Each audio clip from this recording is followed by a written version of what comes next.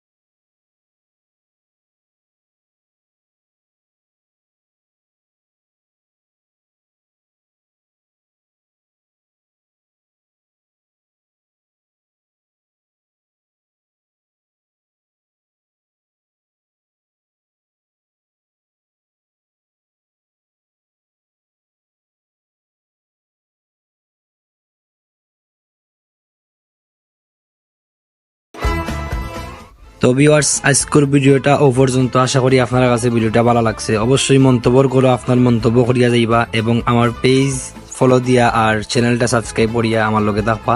পরবর্তীতে দেখা হইব কোনো ভিডিও। ভালো থাকবা, সুস্থ থাকবা। আসসালামু আলাইকুম।